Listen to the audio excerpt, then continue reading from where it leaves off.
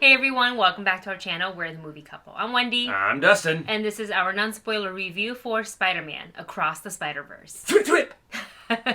After reuniting with Gwen Stacy, Brooklyn's full-time friendly neighborhood Spider-Man is catapulted across the multiverse, where he encounters a team of spider people charged with protecting its very existence. However, when the heroes clash on how to handle a new threat, Miles finds himself pitted against the other spiders. He must soon redefine what it means to be a hero so he can save the people he loves most. Across the Spider-Verse, we've seen the trailers, we've seen the posters, we've seen the first movie. One, which, definitely deserved the Oscar for Best Animated Movie, and there's maybe even wiggle room to say that it could have been nominated for Best Movie of the Year. Best Picture. And I have to admit, the anticipation for this movie and the expectations for this movie were very high going into it. Yeah, I will say this, and especially seeing the early social reactions, I was like, okay, so it's even kind of building up the hype for me even a little bit more. And the first one was so good, I was like, the second one's got to be at least just as good. And I got to tell you guys, I was not disappointed at all. I, in fact, had such a good time. We had such a good time in the theater. We wished, and we know that the runtime for the film is 2 hours and 16 minutes. It sounds long, but as you're sitting there and you're experiencing the entire story, when it's over, you're going, wait, what? It's over? I got another hour left in my day. Let's go. Mm-hmm. Yeah, you really do not feel the time go by. You're sitting there involved in the storyline, involved in the characters and the witty banter and the dialogue and the animation. They really did just up the game in the animation. But something that they did, that they just took to a whole new level, were the Easter eggs in this movie, to where there are so many different Spider-Man Easter eggs. There's no way you'd be able to name them all. You'd have to watch this movie a couple hundred times, going frame by frame, trying to catch everything. Yeah, and we are definitely going to be diving into the Easter eggs and other specific details in our spoiler-filled review. That's going to be available on Patreon, so we'll leave a link for you there. But that won't be published on our Patreon until after the movie comes out anyway, so after June 2nd. So if you're a Patreon supporter, look forward to that. That will be out on that page there. So we're going to try to avoid as much talking the Easter eggs and spoilers, specific details a little bit, just in case, I feel like a lot of people may consider XYZ spoilers. So we're just going to try to stay away from all of it, and we'll stay with, for the most part, the main story, but even that, there is spoilers involved in it. Yeah.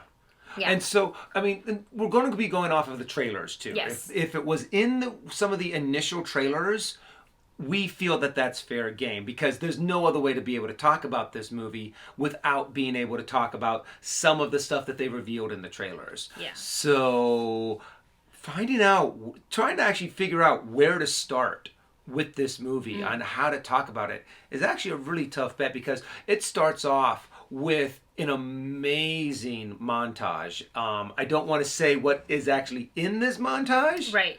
Because spoiler, but it's something that we've been wanting to actually hear for a while, and I just loved the way that they do this, the way that they set up their characters, the way that they tell backstories, the way that they tell, to give you the depth of each character. The way that they do it is amazing, and it's fun, and it's quick, and even though it does kind of fall into that exposition time, they do it in such a way that it just draws you in, and you still feel every moment of every emotional punch, all of the witty banter. They are able to tell you these, do the setup and then move on without it feeling rushed or feeling compressed in any way. And off that too, when Dustin's talking about the expositions of various characters and their origins, they acknowledge that, well, here we go again. You've heard this before, but I'm going to take my time and tell you.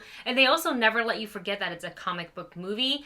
Not as in the action and the dialogue, but as in what they're showing you, and they go directly to the source, i.e. a cover of a comic book or whatever it may be. And there's so many different elements that's expanding past the comic books source material, not source material, but the IP of it, like what the origin of it, and you'll see it. You know what we mean when you finally see the movie on June 2nd. So I really appreciate that because they never let you forget that it's a comic movie, but it's not a tiresome thing where you're just like, yes, this belongs. It's a self-aware movie that the audience can fully buy into and just be like, yes, I totally get it. It's meta and not meta at the same time. But as soon as they kind of get through that initial exposition, it's right into the adventure, connecting with the characters that we love, going back into Miles' life. And we now do see him spending a little bit more time as Spider-Man. Because what's great about the first movie is that they've established the characters. We know where Miles is at this time, and they bring us quickly up to speed. Mm-hmm. And we immediately are connected to him, to his family, where he is in his life. And I have to admit, the pacing of this movie is done so incredibly well to where there really doesn't feel like there's okay, switching to this point. Okay, now moving to this point. It flows so well. And something that just holds up, especially from the first one, is the different animation styles. The way that they're able to tell, you can immediately tell what universe someone is from simply by the animation style. And even though there's like some animation styles are similar, there's still a distinct difference in each one of them.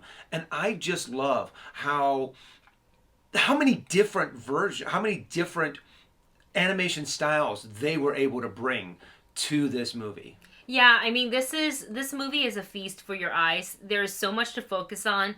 This movie is worth of at least a second watch at the minimal. But you'll be happy with a third and even a fourth watch. And I'm not saying that because I'm like trying to sell a ticket or whatever. Like, there really is just so much to see. I got to see it twice. The first time on IMAX, the second time tonight with Dustin at 4DX, which we'll kind of jump into what that experience is like towards the end of this review. So stay tuned for that for sure. But there's a lot of little things to catch, and it's not just like the animation and how they color or light certain things, but it's also the little details in the captions where like the little comic block will come up and say certain things, the little thrips, the little when a character snaps her fingers, little like things pop up. I won't say what, but you're gonna have to look for it. But it's really cool to notice that, and sometimes you blink and you miss it, and that's what makes this movie and this story so cool to see. We've got the Miles Morales story, we've got the dynamics between his mom and dad, we've got Gwen Stacy coming into the mix, we got some new characters, we have the Spot, who is our antagonist for the film, we have Miguel, aka Spider-Man 2099, in this as well. I worry about digging too much into Miguel because I don't want people to say spoilers, so we can focus on maybe the Spot in this one, who is such a cool villain because what his ability is and what it consists of. So it makes a lot of great fun jokes and great like animation. Yes. How do I say? Just a lot of fun with the animations that you can watch. The action scenes, the fight scenes with the Spot were so just in depth. It was really hard to follow sometimes because there was just so much going on and things were moving from here to there. If you guys know what the Spot's ability is, it's kind of just portals in a sense, but you'll find out more when you watch. But just being able to see the struggles that Miles has with fighting the Spot is so interesting. And there are so many moments, like Wendy says, that if you're not really paying attention, you're going to miss it. So honestly, one of the things that I'm actually looking forward to is being able to either watch this on streaming or buy it on DVD so you can kind of slow it down and see all of these intricate parts. And even though you do sometimes lose certain aspects just because they go by so fast, it doesn't diminish what the fight is trying to do. It is really trying to show the chaoticness of the struggle that Spider-Man is having, the struggle of fighting such a weird kind of villain, but having all of that chaos adds to it instead of subtracts from the action that is happening. Yeah, and then as far as the other characters that we want to talk about but don't dare to talk about because we worry that you guys are going to say it's spoilers, so we'll definitely put that in our spoiler review. But we will say you will love Spider-Man 2099, you will love Yes. Jessica Drew, you will love Spider-Punk, and you will love Spider-Man India. All of those guys are in the trailer, so you will love them all. It is done so well. You're going to laugh, and then the next second you're gonna feel the tears well up because like this movie just does that for you. Actually, within the first It kind of under pulls a 10 Pixar. minutes, yeah, and within the first like 10 minutes, I was like, my eyes were like stinging. I was like, oh well, I'm not ready to cry yet. Hold on. Yeah. I just barely sat down. So this is that kind of movie, and as with any sort of Spider-Man story or movie, there's a lot of heart that goes into it. There's consequences, there's grief, and there's loss. So they definitely touch on those subjects as well in this film. So we'll talk about that in the spoiler review. I just want to say, like Dustin had talked about earlier, animation, dialogue, story, pacing, just everything was firing on all cylinders. This movie is insanely good. I would not be surprised if it was up again for Best Animated Film. And I would not be surprised if it won it. I would love for it to be nominated for Best Picture of the Year because I really do think it has that potential. Yeah, same here. I mean, honestly, I'm going to say that this is one of the movies that I enjoyed the most this year. It is there. I was trying to sit down on my way home and think of something that I did not like. There's a lot of times when I can really nitpick a movie, and I'm sitting here and going, I can't really find anything that to nitpick. Even the characters that only have a few minutes, they don't happen to fall. When you have so many characters in a movie, some of them start to feel shallow, and some of them, in a superhero movie, it's easy like, oh, they had just way too many characters. Even though they have tons of different characters, none of them feels like they were shallow or dumb or cliches or just thrown in there. All of them really did have a purpose, and I just thought that it was done incredibly well. Now that we dive into our rating for this, I think it's pretty obvious what we're gonna rate this movie. But Wendy, what would you rate this movie? God, I think it's so obvious. It's absolutely a catch it opening night. Not just because of spoilers, but because if you are one, a Spider-Man fan, two, a fan of the very first film, this is going to be a must see for you. So book your tickets, book it in. I saw it in IMAX and 4DX. I don't feel like 4DX is as available as it is IMAX. I highly recommend IMAX. Like these animation, the colors, the lights, and everything, it just pops, and your eyes are going to not to know where to look and what to focus on, and I'm not saying like it's a bad thing. The performances by the cast, obviously the core cast, we already know they already delivered in the first film. They're fantastic in the second one. For the quote unquote new characters that we get to see in this movie, they're all excellent. Oscar Isaac does a freaking phenomenal job, as I expected, but he is phenomenal. You felt all the emotions and everything he was saying. Just sounded great, and I want more, and I can't wait to get more. So that is my rating, which is Catch It Opening Night. Same here. Catch It Opening Night. Favorite movie of the year so far. I really do think it's a good contender for Best Animated Film of the year. I would love to see it nominated for Best Picture. But yes, definitely Catch It Opening Night. Okay, so before we go, we want to talk about a 4DX experience. So what 4DX, it's kind of very specific theater, so I don't think it's in every single theater. This is the first time we've actually experienced this type of movie-going experience.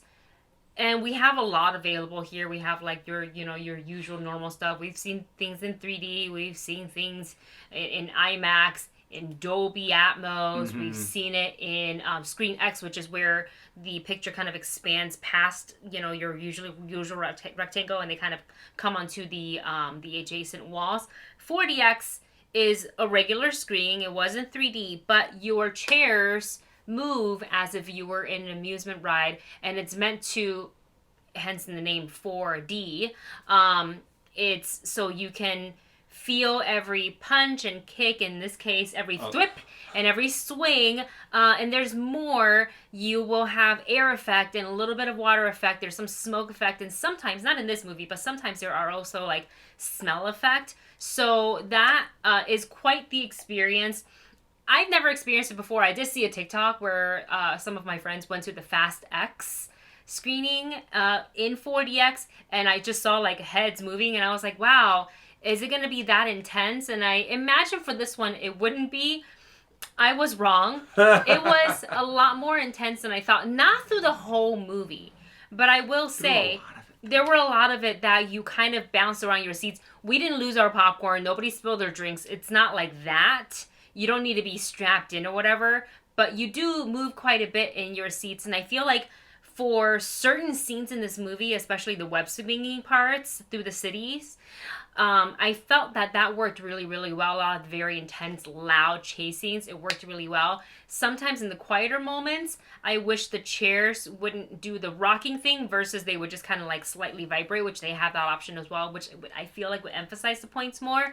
And then one more thing I will say before we move on to Dustin is I am glad I got to see a first screening on IMAX so I could feast my eyes away in like a quote-unquote normal movie-going setting so I can really just digest all of the animation, because this one, while it was fun and a very different experience, it distracted me from what I was seeing on the screen, and had that been my first, I just wouldn't recommend it for a first time showing. Yeah, and I have to admit, there were some times that it was pretty cool to kind of have that motion, especially when the swinging action scenes, some of the fight scenes.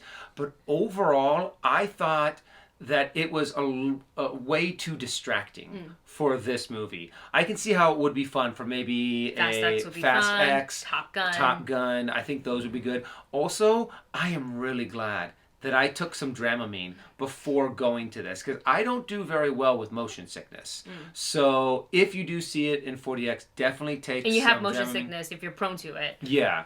I also did find that it was a little over the top rough. I did like some of the special effects that they do. Not just the motion, but they did have this moment to where it was raining in a scene, and there was, you start feeling like the little water droplets just a little bit. you, just a little bit, and I'm like, and the wind blew and was cold, and I was like, I feel what the characters are feeling. I don't like it. That's just, but that's me. I don't like to be cold. I like to be warm and comfy. But it was really cool because it felt like you were there with them. But for me personally, I would much rather see it in like, say, a AMC Prime, to where you have a better picture, a more comfy chair that you can recline in and be comfortable in, over a 4DX. So there you have it. That is our experience with 4DX, and those are our ratings for Across the Spiderverse. So you guys, let us know your thoughts on the movie. If you've already seen it, how would you rate this between 1 and 2? Obviously, there's no wrong answer because it's all subjective and it's your own preference. So let us know your thoughts. And just be wary of spoilers. If you're going to talk spoilers, please give a spoiler warning and be kind to those who won't have a chance to make it out to this weekend to see it. Who won't be able to catch it opening night. Yes, but they're still going to go to the theater and see it. All right, guys, that is our review. Stay tuned for our spoiler one coming soon to Patreon. Thanks for watching, and we will see you in the next one. Bye.